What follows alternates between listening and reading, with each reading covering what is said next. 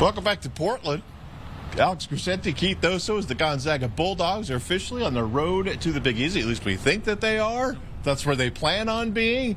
It's going to be a long road for the Zags. You're going to see a lot different things with Gonzaga this year. You've seen it around town. You started to see commercials. You started to see sponsorships, as now the players can actually make some money off of being here in the tournament. Yeah, there's always that famous picture that they take in the Final Four of, look at all this money going towards the NCAA and whatnot, and none of it goes to the players. Right. But this is the first year we're going to see players be able to profit off of their name, image, and likeness. We just saw last night Chet Holmgren signing with Bose. That's a pretty big one. Drew Timme with Dollar Shave Club. But there's going to be a lot of opportunities here in the near future for all kinds of Gonzaga student athletes to profit off of their image.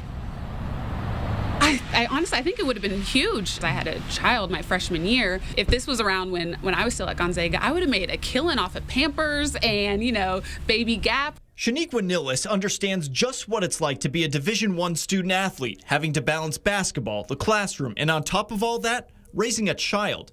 But 6 years ago, when she was last playing on campus, she had no ability to profit off of her skills as a basketball player. Even for a scholarship athlete, the budget can get a little tight. But they still struggle to buy groceries. They still struggle to just these everyday needs that I think if you haven't gone through it, you don't even think would be a problem. However, less than a year ago, the NCAA loosened up on their name, image, and likeness rules, now allowing student athletes to make money while still at school.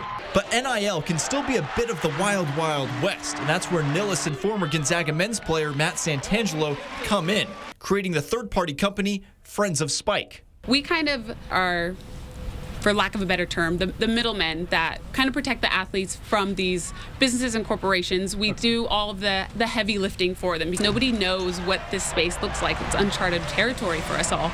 So while you've seen Drew Timme in different commercials this season, Friends of Spike is not affiliated with the university, but would still aim to set up players and businesses with opportunities that make sense for both sides.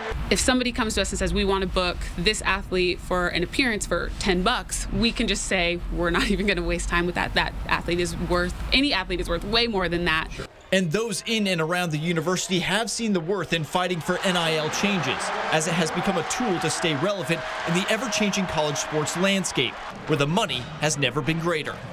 Athletes deserve to use their own name, image, and likeness in commercial endorsements and on social media.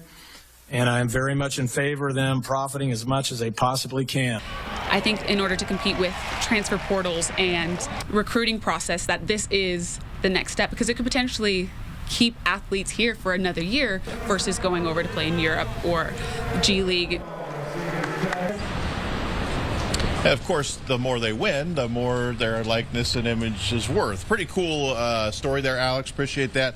Gonzaga will get their tournament journey beginning here in Portland Thursday, 1:15 tip-off against Georgia State. The Gonzaga women also in the NCAA tournament, but they're in Louisville, getting ready to take on Nebraska in the 8-9 game. The winner of that will get first-seeded Louisville on their home floor.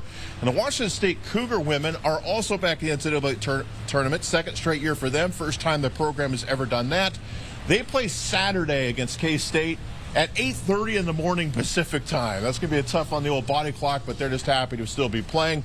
Alex and I now enjoying a nice rainstorm here in Portland, but since I'm a veteran of the tournament, we are undercover right now, so pretty nice. That's a nice thing that basketball is an indoor sport, so you don't have to worry about the elements at all this week here, even though it might be a little bit rainy here. But we'll continue to have more action here tomorrow when things start to really pick up as the teams arrive here at the Moda Center. But for now, reporting live from the Rose Quarter, I'm Alex Crescenti. That's Keith Oso.